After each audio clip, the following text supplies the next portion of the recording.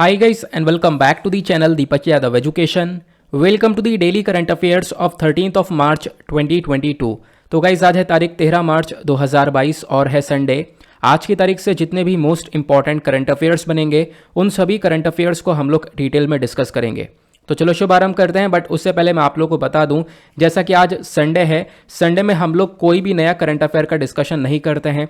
तो क्या करते हैं, तो संडे में हम लोग वीकली कंपाइलेशन को कवर करते हैं। मतलब कि पिछला मंडे से लेकर सैटरडे के बीच में जितने भी करंट अफेयर के टॉपिक्स चर्चा में रहे हैं उन सबको कंपाइल करके हम इस वीडियो के अंदर कवर करने वाले हैं। और अगर आप लोगों ने पिछले सप्ताह में कोई भी करंट अफेयर छोड़ा है या करंट अफेयर पढ़ा ही नहीं है तो आप लोग इस वीडियो को देख लेना, काफ़ी सारी क्लैरिटी आपको मिल जाने वाली है। बढ़ते हैं आगे। अगर आपको इसका पीडीएफ चाहिए तो आपको टेलीग्राम पर मिल जाएगा, लेकिन आपको कुछ टाइम वेट करना होगा। क्यों? क्योंकि मार्च के महीने के एंड में मैं आप लोगों को इसका पीडीएफ प्रोवाइड करवाऊंगा, क्योंकि जहां पर मैंने अभी इस पीडीएफ को क्रिएट किया है वहां पर मैं पूरे मंथ का कंपाइलेशन तैयार कर रहा हूं। डायरेक्टली वहीं से रिकॉर्डिंग चल रही है, ठीक है। तो यहां पर पूरे मंथ का कंपाइलेशन मैं आपको मंथ के एंड में प्रोवाइड करवा दूंगा, तो उसके लिए कोई टेंशन लेने की जरूरत नहीं है। और अगले महीने से आपको मंथली कंपाइलेशन भी मिला करेगा। देखो, पहले ही मिलता था सितंबर, अक्टूबर, नवंबर, दिसंबर, ये 4-5 महीने यहाँ पर लगातार कंपाइलेशन मिला है, मंथली कंपाइलेशन। लेकिन जनवरी फरवरी में आपको प्रोवाइड नहीं करवा पाया हूँ, आपको पता होगा, क्योंकि जनवरी फरवरी में यहाँ पर कुछ ऐसा कंटेंट था जहाँ पर कॉपीराइट इश्यूज थे, तो उसको मैं यूज़ नहीं कर सकता। आई होप आप लोग इसको समझ रहे होंगे। तो नेक्स्ट मंथ से यहाँ पर आपको कंपाइलेशन मिल जाया करेगा। आगे बढ़ते हैं। हमने ये आर्टिकल डिस्कस किया था, JCPOA के बारे में बात की थी। यह है joint comprehensive plan of action. ये आर्टिकल काफ़ी चर्चा में था। यहाँ पे आप देख पाओगे द हिंदू की न्यूज़ है।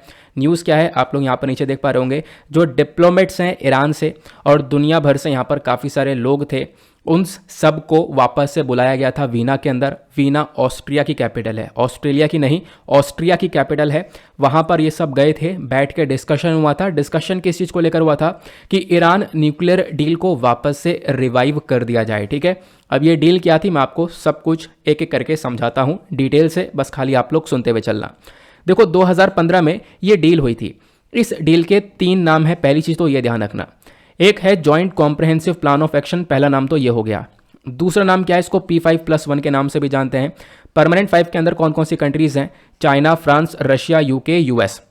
और 1 के अंदर आपको ये जर्मनी देखने को मिलती है। तो यहाँ पर P5+1 प्लस जर्मनी के बीच में यहाँ पर ये डील, सॉरी प्लस ईरान के बीच में यहाँ पर ये डील हो चुकी थी।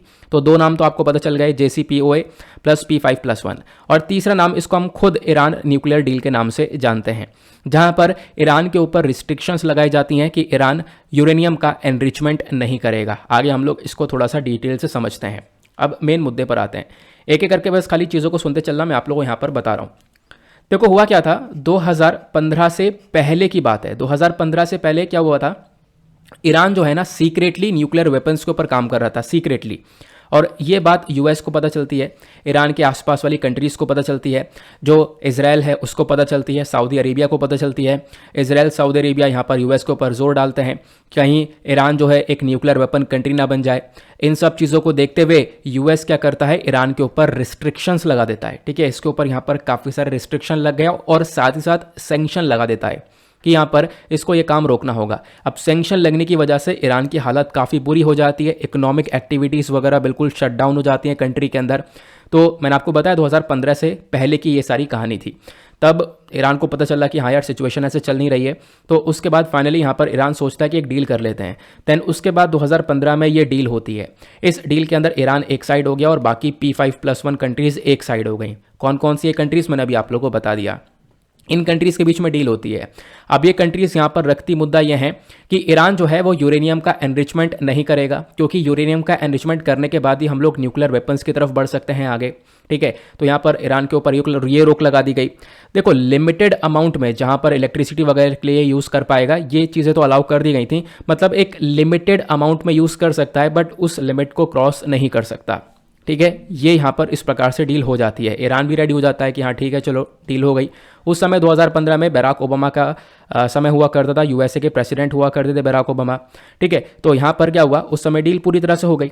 अब ये डील आगे चलती रहती है, लेकिन उससे पहले मैं आप लोगों को कुछ और चीज़ें बताता हूँ इस डील को लेकर।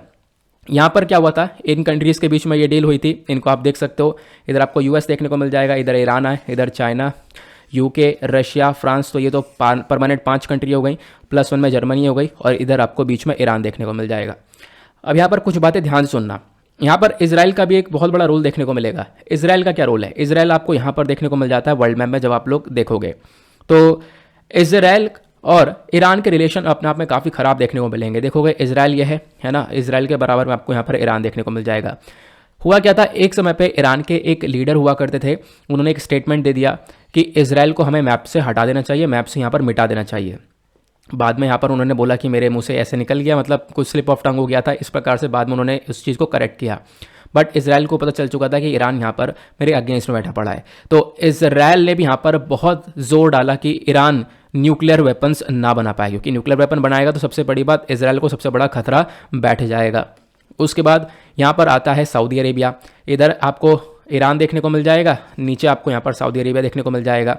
अब यहाँ पर जो सऊदी अरेबिया है वो भी यहाँ पर काफ़ी अगेंस्ट में पहुँच गया ईरान के, क्योंकि दोनों में यहाँ पर क्या रिलेशन मैं आपको बताता हूँ। यहाँ पर आपको पता होगा दुनिया भर में शिया सुन्नी के बीच में एक बहुत बड़ा कॉन्फ्लिक्ट देखने को मिलता है। ईरान के अंदर यहाँ पर जो है शिया मुस्लिम्स आपको देखने को मिलते हैं, और सऊदी अरेबिया के अंदर आपको सुन्नी मुस्लिम्स देखने को मिलते हैं। इनका भी एक बहुत बड़ा कॉन्फ्लिक्ट आपको देखने को मिल जाता है, जिसकी वजह से काफ़ी विवाद रहता है। तो सऊदी अरेबिया अगेन यहाँ पर नहीं चाहता था कि ईरान के ऊपर ये न्यूक्लियर वेपन्स आएँ। सऊदी अरेबिया इजराइल भी यहाँ पर ईरान के अगेंस्ट में ही रहे हैं, तो ये आपको ध्यान रखना है। तो ये डील के अंदर ये काफ़ी बड़ी अड़चने बने रहे। देन उसके बाद यहाँ पर ये डील होती भी है, और इस डील के अंदर अब होता क्या है, 2015 में जैसे जैसे ये डील सब सेट हो जाती है तो ईरान के ऊपर रोक लगा दी गई कि आप लिमिटेड अमाउंट में करोगे ये यूरेनियम का एनरिचमेंट, उसके अलावा यहाँ पर आपके ऊपर सारी रोक टोक रहेगी, ठीक है, सैंक्शंस रहेंगे। तो ये डील ऐसे चलती रहती है। लेकिन होता क्या है इस बीच में, क्योंकि 2015 से डील चल रही है, 2015 में यहाँ पर बराक ओबामा थे, और 2018 में होता क्या है, डोनाल्ड ट्रंप इस डील में से अमेरिका को विड्रॉ कर लेते हैं, अमेरिका को बाहर निकाल लेते हैं। कहते हैं यहाँ पर ये डील बिल्कुल बेकार है, यहाँ पर डील बिल्कुल सही नहीं है। बराक ओबामा के जो भी डील करी गई है उसके अपोजिशन में यहाँ पर जाते हैं और कहते हैं बिल्कुल सही नहीं है। क्यों? क्योंकि 2015 से 18 के बीच में जब हम लोग देखते हैं ना, तो इस बीच में ईरान ने बहुत सारे अपने मिसाइल्स की टेस्टिंग कर रखी थी, है ना, ये यहाँ पर बोला जाता। अब ईरान ने यहाँ पर इतने सारे मिसाइल्स की टेस्टिंग कर ली, हालांकि ये डील हो चुकी थी, उसके बाद भी लगातार ये मिसाइल्स की टेस्टिंग कर रहा था। और यहाँ पर ये भी बोला गया था ये जो डील है ये आगे 10 साल तक रहेगी, उसके बाद ईरान से ऊपर से सैंक्शंस को हटा दिया जाएगा। तो डोनाल्ड ट्रंप का मानना ये रहा कि भाई 10 साल हो जाएंगे पूरे, और ईरान इधर मिसाइल्स की टेस्टिंग लगातार कर रहा है, उसके बाद 10 साल बाद सैंक्शंस भी हट जाएंगे, इनकी इकॉनमी भी सही हो जाएगी, तो ये यहाँ पर अपने न्यूक्लियर वेपन को बनाना भी चालू कर देंगे। तो डोनाल्ड ट्रंप ने सोचा कि यहाँ पर ऐसा हम लोग करेंगे ही नहीं, इसी वजह से अमेरिका को बाहर निकाल लिया, और इस डील से बाहर निकालने के बाद ईरान के ऊपर वापस से सैंक्शन लगा दिए जैसे पहले लगे हुए थे। ये यहाँ पर कंडीशन 2018 में हो गई थी। अब कहानी आगे बढ़ती है, उसके बाद यहाँ पर अब कौन प्रेसिडेंट है, तो करंट टाइम में आप देख पाओगे यूएस के प्रेसिडेंट आपको जो बाइडेन देखने को मिलेंगे, और जो बाइडेन चाहते हैं कि इस डील को वापस से रिवाइव कर दिया जाए। क्यों जो बाइडेन ऐसा क्यों चाहते हैं? क्योंकि 2018 में ईरान के ऊपर सारे सैंक्शन वापस लग गए, काफ़ी लंबा समय रहा, लोगों ने अपना व्यापार कट डाउन कर दिया ईरान से, ईरान बहुत लॉस में चला गया, ईरान के अंदर इकोनॉमी एक्टिविटीज़ काफ़ी डाउन हो गई, ठीक है, कुछ भी यहाँ पर जॉब्स वगैरह क्रिएट नहीं हो रही हैं। तो ईरान ने सोचा कि अब यहाँ पर हमारी हालत बेकार है ही, तो अब हम लोग न्यूक्लियर वेपन्स को बनाएंगे। तो ईरान ने यहाँ पर काम करना स्टार्ट कर दिया न्यूक्लियर वेपन्स के ऊपर। तो अभी तक यहाँ पर काम चल रहा है। तो अब जो बाइडेन फोकस कर रहे हैं कि वापस से एक डील हो जाए, और वापस से यहाँ पर ये डील हो जाती है तो इसमें क्या होगा, ईरान के ऊपर से यहाँ पर सैंक्शन हटा देंगे जो भी सैंक्शन लगाए थे डोनाल्ड ट्रंप ने, और फिर उसके बाद यहाँ पर ईरान जो है शांति से अपना व्यापार वगैरह कर पाएगा दूसरे देशों के साथ। तो इसी डील को लेकर सब लोग वापस से इकट्ठे हुए हैं, यहाँ पे ध्यान रखना, ठीक है। ये मैंने आप लोगों को बता दिया। ये इन्फॉर्मेशन आपको कुछ फैक्चुअल इन्फॉर्मेशन है जिसको आप लोग नोट डाउन करके रख सकते हो, जो कि आपको डायरेक्टली प्रीलिम्स में हेल्प कर सकती है। कॉन्टेक्स्ट हमने देखा, इस डील को क्या बोलते हैं, परमानेंट 5+1 कंट्रीज़ के बीच में हुई थी, बैकग्राउंड क्या है हमने ये देखा। जुलाई 2015 में डील हो चुकी थी। इसका मेजर ऑब्जेक्टिव था कि ईरान को यहाँ पर हम लोग रोक सकें, खासकर न्यूक्लियर वेपन्स की तरफ आगे बढ़ने से। उसके बाद यहाँ पर यूएस विड्रॉ कर चुका था 2018 के अंदर, या आप लोगों ने देखा 2018 के बाद लगातार ईरान ने यहाँ पर जो भी अपना खासकर न्यूक्लियर प्रोग्राम है वो चालू रखा, न्यूक्लियर एक्टिविटीज़ यहाँ पर वापस से रिज्यूम कर दी थी। उसके बाद जो बाइडेन वापस से फोकस कर रहे हैं कि ईरान के ऊपर से ये सारी चीज़ें हट जाएं और वापस से ये डील हो जाए। नाउ क्वेश्चन ये है कि अभी क्या है, हम लोग देख पा रहे थे, ये मैंने आपको बता दिया, इसमें इसराइल का, सऊदी अरेबिया का क्या रोल था ये हमने अभी देख लिया। लेकिन क्वेश्चन ये है कि भारत के ऊपर क्या इम्पैक्ट पड़ा है।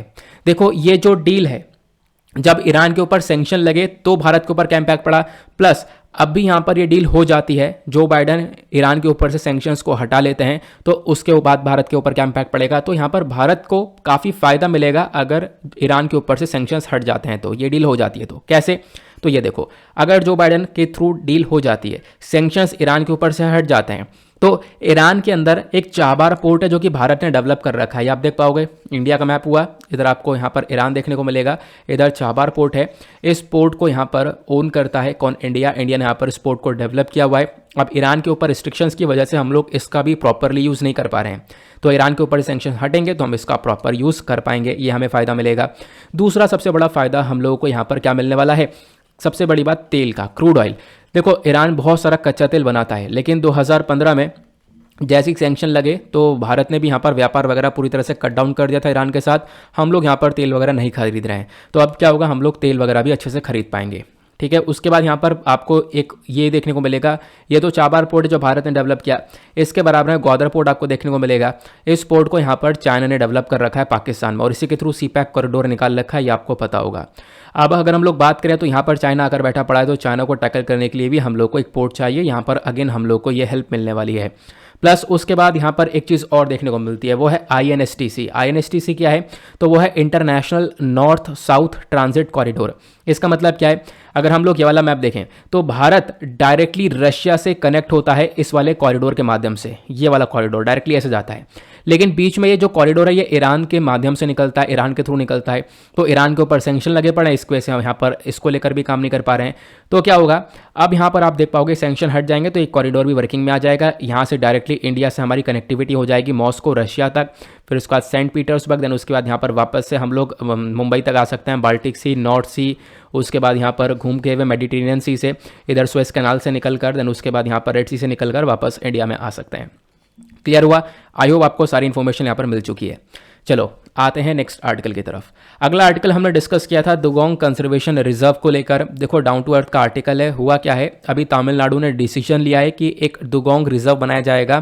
कहाँ पर? पाक बे वाले एरिया में। तो तमिलनाडु सरकार का डिसीजन है, इसी वजह से चर्चा में है।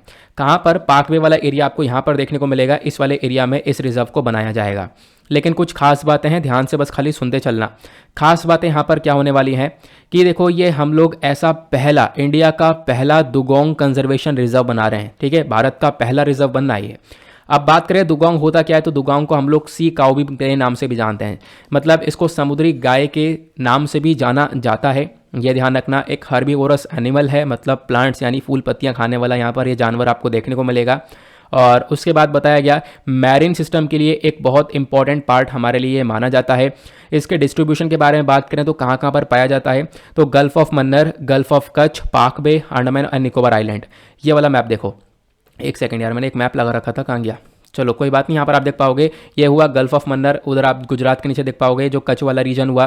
ठीक है, पाक बे हुआ, अंडमान निकोबार आइलैंड हुआ, यहाँ सभी जगह पर ये दुगोंग पाया जाता है। अब बात करें IUCN स्टेटस की, क्योंकि इस को लेकर सबसे ज़्यादा क्वेश्चन बनता है। तो IUCN स्टेटस में इसका वल्नरेबल कैटेगरी के अंदर आता है, ध्यान रखना, मतलब फिर भी अभी इसकी पॉपुलेशन को काफ़ी बड़ा खतरा देखने को मिलेगा। बात करें थ्रेट्स की, खतरा क्या क्या है इसको, देखो खतरा यह है कि काफ़ी सारी जगह पर बॉटम ट्रॉलिंग होती है। बॉटम ट्रॉलिंग मतलब इस प्रकार से एक जहाज़, एक बोट है, इसके माध्यम से यहाँ पर कुछ फिशरमैन्स होते हैं, वो मछली पकड़ते हैं। कैसे मछली पकड़ते हैं? एक जाल को बोट से बांधी जाती है और नीचे यहाँ पर पानी के अंदर छोड़ दिया जाता है उस जाल को। अब क्या होता है, बोट आगे चलती है और इस जाल को पुल करती है। अब यहाँ पर इस जाल को पुल करेगी, अपने साथ खींचेगी, तो फिर इससे क्या होगा, इस वाले जाल के अंदर काफ़ी सारी मछलियाँ यहाँ पर फंसेंगी। लेकिन आपको लगता है सिर्फ मछलियाँ फंसेंगी? नहीं, तो इसमें यहाँ पर जो बहुत सारे एक्वेटिक प्लांट्स हैं और भी एनिमल्स हैं, तो यहाँ पर ये सब कुछ डैमेज हो जाता है। और ऑब्वियस सी बात है, अभी हमने पता करा कि जो दुगोंग है वो एक हर्बीवोरस एनिमल है, मतलब कि जो एक्वाटिक प्लांट्स समुद्र के अंदर पेड़ पौधे हैं उसके ऊपर जीवित है। तो अब क्या होगा, वो यहाँ पर प्लांट्स वगैरह डैमेज हो जाएंगे, तो उससे यहाँ पर एक सबसे बड़ा खतरा पहुंचेगा दुगोंग को। क्लियर हुआ? तो ट्रॉलिंग मैंने आपको बता दिया, ट्रॉलिंग क्या होती है, इसको आप लोग अच्छे से समझ गए होंगे। नाउ अभी खबर क्या है, न्यूज़ ये है कि हम लोग बात करें तो बहुत सारी ह्यूमन एक्टिविटीज़, मतलब मानव की भी कुछ ऐसी हरकतें हैं जिसकी वजह से इस दुगोंग को काफ़ी बड़ा खतरा पहुँच रहा है। क्यों? सबसे बड़ा हरकत यहाँ पे देखने को मिलेगा पोल्यूशन। ठीक है, बहुत ज़्यादा पोल्यूशन हो रहा है जिसकी वजह से यहाँ पर ये दुगोंग की प्रजातियाँ खत्म हो रही है। प्लस इस दुगोंग के मीट को भी खाया जाता है, ऐसा यहाँ पर बोला जाता है। ओके, तो ये थी इन्फॉर्मेशन। देन उसके बाद आगे बढ़ते हैं अगले आर्टिकल की तरफ। नाउ नेक्स्ट आर्टिकल में हमने बात की थी, हो क्या रहा है, अभी यहाँ पे हमने देखा करंट अकाउंट डेफिसिट हमारा बढ़ता हुआ नजर आया है। डिस्कस करेंगे क्या है, एक इंपॉर्टेंट कॉन्सेप्ट है हमारे इकोनॉमी का। द हिंदू का आर्टिकल आपको देखने को मिलेगा, न्यूज़ का देखने को मिली है कि भारत के अंदर जो ट्रेड डेफिसिट है, ठीक है, मतलब जो व्यापार के अंदर आप देख पाओगे एक छोटी सी कमी देखने को मिलेगी, वो बहुत ज़्यादा देखने को मिली है, ऐसा यहाँ पर बताया जा रहा है। और एक इन्फॉर्मेशन ही थी बस खाली, बट यहाँ पर ये आर्टिकल आपके साथ इसलिए डिस्कस किया गया ताकि आप लोग यहाँ पर इकोनॉमी का एक कॉन्सेप्ट सीख सको, क्योंकि आपके एग्जामिनेशन के सिलेबस का पार्ट है। तो ट्रेड डेफिसिट होता क्या है? बेसिकली यहाँ पर ये एक सिचुएशन है जहाँ पर कंट्री का जो इंपोर्ट होता है वो ज़्यादा हो जाता है as compare to the export. मतलब यहाँ पर देखो होता क्या है, मान लो एक देश है, मान लो इंडिया है, इंडिया यहाँ पर काफ़ी सारा सामान एक्सपोर्ट भी कर रहा है। अब हम लोग सामान एक्सपोर्ट कर रहे हैं तो उसके बदले में हमारे पास रेवेन्यू आ रहा है। अब यहाँ पर हम लोग काफ़ी सामान इंपोर्ट भी करते हैं। अब इंपोर्ट हम लोग कर रहे हैं तो यहाँ से हमारा पैसा बाहर जा रहा है दूसरे कंट्री के पास में। अब मान लो यहाँ पे हमने इंपोर्ट जो है वो ज़्यादा कर डाला और एक्सपोर्ट हमने कम कर दिया, इसमें क्या होगा, हमें थोड़ा सा लॉस देखने को मिलेगा, क्योंकि हमने सारा सामान खरीदा है बाहर से, हमने ज़्यादा पैसा बाहर दिया है, कमाया कम। ठीक है, तो मतलब कमाना कम किया हमने और खर्चा ज़्यादा कर दिया है। आमदनी अठन्नी खर्चा रुपया वाली सिचुएशन, जैसे मैंने आप लोगों को पहले ही बता रखा है, बहुत सिंपल टर्म में इसको याद रख सकते हो। क्वेश्चन यह है कि इसके पीछे के कारण क्या हो गए जिसकी वजह से भारत के अंदर करंट अकाउंट डेफिसिट बढ़ा है। पहला रीज़न है ऑयल के प्राइसेस, तेल के दाम काफ़ी तेज़ी से बढ़ चुके हैं इंटरनेशनल लेवल पर, जिसकी वजह से भारत को थोड़ा सा ज़्यादा पैसा देना पड़ रहा है। सबसे बड़ी बात, आपको रशिया यूक्रेन का कॉन्फ्लिक्ट देखने को मिलेगा। इस सिचुएशन की वजह से काफ़ी सारी चीज़ें महंगी हो चुकी हैं, बहुत सारा फर्टिलाइज़र महंगा हो चुका है, जिसके लिए भारत पैसा देता है, तो अब यहाँ पर ज़्यादा देना पड़ रहा है, ऑब्वियस सी बात है। अगले आर्टिकल में हमने सर औरोबिंदो जी के बारे में पढ़ा था, इंपॉर्टेंट न्यूज़ थी, इंडियन एक्सप्रेस के अंदर कवर करी गई थी, और साथ ही साथ आपके सिलेबस का पार्ट है। जीएस पेपर 1 के अंदर इंपॉर्टेंट पर्सनैलिटी का टॉपिक यूपीएससी ने खुद सिलेबस में मेंशन कर रखा है। यहाँ पे बात की गई है 150वीं बर्थ एनिवर्सरी यहाँ पर सेलिब्रेट करी गई है सर औरोबिंदो जी की। तो बात करें तो यहाँ पर इंडिया ने 150th एनिवर्सरी सेलिब्रेट करी। इनको हम लोग ऋषि औरोबिंदो के नाम से भी जानते हैं। एक नेशनलिस्ट, पोएट, एजुकेशनल फिलोसोफर थे। इनका जन्म होता है 15 अगस्त 1872 के अंदर। अगर हम लोग इनके एजुकेशन के बारे में बात करें तो 7 साल की उम्र में ये इंग्लैंड चले गए थे अपने एजुकेशन के लिए। वहाँ पर इन्होंने यहाँ पर सेंट पॉल स्कूल से पढ़ाई करी लंदन से, देन उसके बाद किंग्स कॉलेज कैम्ब्रिज से पढ़ाई करी। बात करें यहाँ पर कि इन्होंने कैसे कैसे काम किया, तो सबसे बड़ी बात यहाँ पर एक स्टेट सर्विस ऑफिसर बनते हैं ये 1893 में। उसके बाद यहाँ पर अगले 13 साल के लिए क्या होता है, ये प्रिंसली स्टेट ऑफ बड़ौदा के लिए यहाँ पर वर्क करते हैं। उसके बाद यहाँ पर क्या करते हैं, प्रोफेसर की तरह काम करते हैं एट द बड़ौदा कॉलेज। बाद में यहाँ पर काफ़ी सारी चीज़ें ये ज्वाइन करते हैं, ठीक है, ब्रिटिश गवर्नमेंट के अगेंस्ट में काफ़ी सारे स्टेप्स भी उठाते हैं, ये यहाँ पर इनके थ्रू किया गया। साथ ही साथ ये एक पहले पॉलिटिकल लीडर बनते हैं भारत के अंदर जिन्होंने यहाँ पर एक न्यूज़पेपर एडिटर की तरह काम किया, जिस न्यूज़पेपर का नाम था वंदे मातरम। ठीक है, फिर इनको जेल में डाल दिया जाता है देश विद्रोह की उसमें। अब देशद्रोह के केस में इनको जेल में डालते हैं, लेकिन उसके बाद भी कोई एविडेंस मिलता नहीं है, तो बार बार यहाँ पर इनको 2 बार डाला जाता है, दोनों बार रिलीज कर दिया जाता है। बाद में यहाँ पर ये योगा की प्रैक्टिस स्टार्ट करते हैं, योगी यहाँ पर बनते हैं 1905 के अंदर। ठीक है, और 1908 में यहाँ पर इनको पहला अपना स्पिरिचुअल रियलाइजेशन मिलता है। फिर 1910 के अंदर यहाँ पर क्या होता है, पॉलिटिक्स से बाहर निकल जाते हैं, सीधा पौंडीचेरी जाते हैं, वहाँ पर अपने आप को पूरी तरह से एक स्पिरिचुअल लाइफ की तरफ आगे बढ़ाने लग जाते हैं।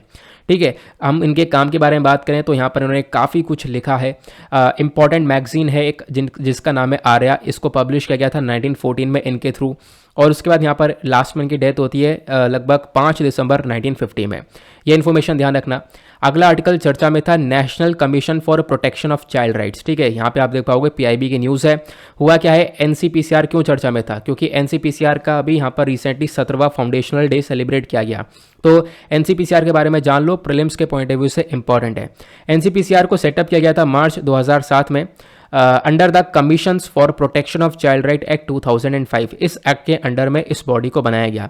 नाम से पता चल रहा है कि इस बॉडी का काम है चाइल्ड्स के जो राइट्स हैं, बच्चों के जो हक हैं, उनको प्रोटेक्शन देना।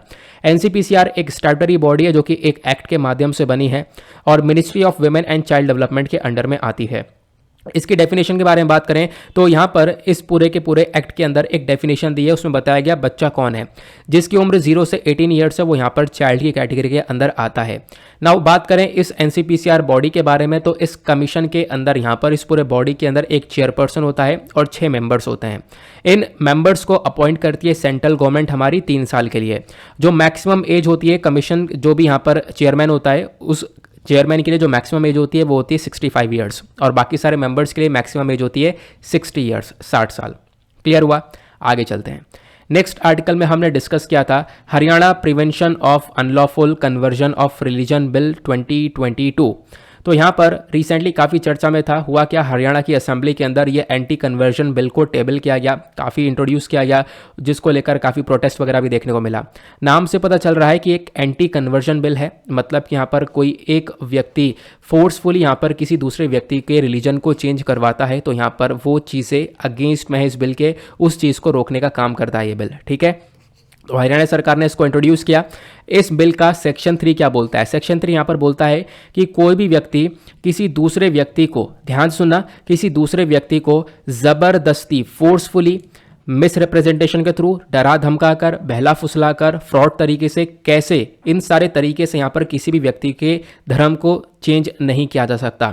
अगर कोई व्यक्ति यहाँ पर ये सारे काम करके, फ्रॉड करके, बहला फुसला कर, ठीक है, उसको धमकी देकर या ज़बरदस्ती ये काम करता है, उसका धर्म को चेंज करवाता है, तो बेसिकली यहाँ पर ये बिल आएगा वर्किंग में और उस व्यक्ति के अगेंस्ट में स्टेप्स उठाए जाएंगे, उसको पनिशमेंट वगैरह यहाँ पर दी जाएगी।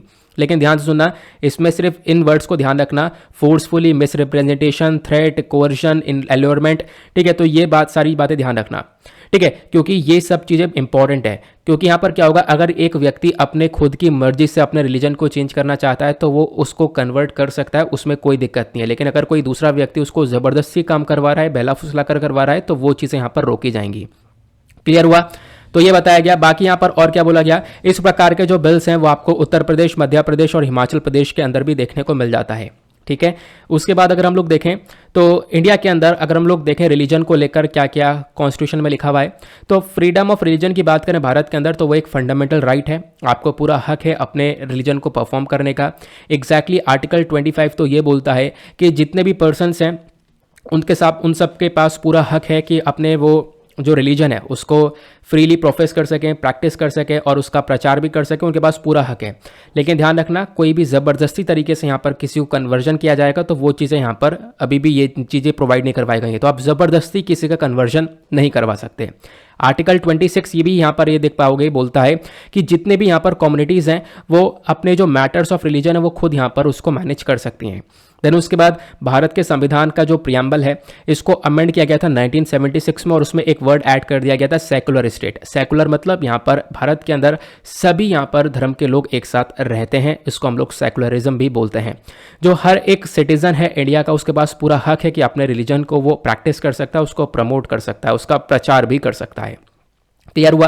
अब क्या है, यहाँ पर इश्यूज काफ़ी सारे आते हैं। इश्यूज क्या आते हैं कि देखो यहाँ पर बोला गया जो फोर्सफुली कन्वर्जन किया जाएगा उसी को रोका जाएगा, और रिसेंटली ऐसे बहुत सारे केसेस आए जहाँ पर फोर्सफुली तरीके से, ज़बरदस्ती तरीके से यहाँ पर जोर लगाकर किसी दूसरे व्यक्ति के रिलीजन को कन्वर्ट किया जा रहा था, या फिर लव जिहाद के इंसिडेंट्स भी बहुत सारे हुए हैं हरियाणा के जगह में, ऐसा यहाँ पर आप देख पाओगे आर्टिकल के अंदर बताया गया था।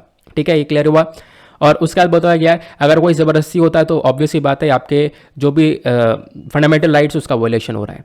ठीक है, बाकी यहाँ पर जो ओपोजिशन पार्टी थी, जब यहाँ पर इस बिल को इंट्रोड्यूस किया गया तो ओपोजिशन पार्टी ने यहाँ पर बोला कि भाई यहाँ पर बिल्कुल भी सही नहीं है, ये एक अनकॉन्स्टिट्यूशनल है, ऐसी सारी चीज़ें बोली गई थी जो कि हर जगह पर होती रहती हैं। आगे चलते हैं। नेक्स्ट आर्टिकल में हमने United nation human right council के बारे में चर्चा की थी। आप देख पाओगे द हिंदू का आर्टिकल है, चर्चा में था। क्यों था? क्योंकि भारत ने अभी यहाँ पर ह्यूमन राइट काउंसिल के अंदर जब रशिया के अगेंस्ट में वोटिंग हो रही थी तो भारत ने यहाँ पर इससे एब्सटेन कर लिया था। भारत ने ना हाँ में वोट दिया ना ना में वोट दिया, तो मतलब हम रशिया के अगेंस्ट में बेसिकली नहीं गए। ठीक है, तो न्यूज़ क्या है, तो हाल ही में भारत ने यहाँ पर एब्सटेन कर दिया इस United nation human right council से जेनेवा के अंदर। ध्यान रखना, तो आपको इस ह्यूमन राइट काउंसिल के बारे में जानना बहुत ज़्यादा ज़रूरी है। ये जो बॉडी है ये एक इंटर गवर्नमेंटल बॉडी है, मतलब यहाँ पर जितने भी कंट्रीज इसके मेंबर्स हैं उन सब कंट्रीज़ की सरकारें मिलकर यहाँ पर काम करती हैं। और साथ ही साथ यहाँ पर जो ये यूनाइटेड नेशन सिस्टम है ये क्या काम करता है, ये जो ह्यूमन राइट काउंसिल है बेसिकली इसका मेजर मकसद है मानव के अधिकारों को प्रोटेक्शन देना। ठीक है, मानव के अधिकारों को प्रोटेक्शन देने का काम करता है। उसके बाद एक और चीज़ याद रखना, जो ये United nation human right council है, इसने यहाँ पर पुराने वाले बॉडी को रिप्लेस कर दिया है। ठीक है, अब तो हमारे पास यूएनएचआरसी है, लेकिन पहले क्या हुआ करता था, पहले हमारे पास United Nation Commission on Human Rights हुआ करता था। ठीक है, तो अभी यहाँ पर रशिया यूक्रेन का विवाद हुआ, जिसकी वजह से यहाँ पर भारत ने इसके अंदर से एब्सटेन कर लिया है, रशिया के अगेंस्ट में भारत गया नहीं। क्लियर हुआ। बाकी और क्या क्या यहाँ पर इन्फॉर्मेशन है, देखो ये जो बॉडी है इनकी मीटिंग होती है यूएन ऑफिस जेनेवा के अंदर। मेंबरशिप के बारे में बात करें, इस काउंसिल के अंदर आपको 47 यूनाइटेड नेशन मेंबर स्टेट्स देखने को मिल जाते हैं, जिनको इलेक्ट किया जाता है यूएन जनरल असेंबली के थ्रू।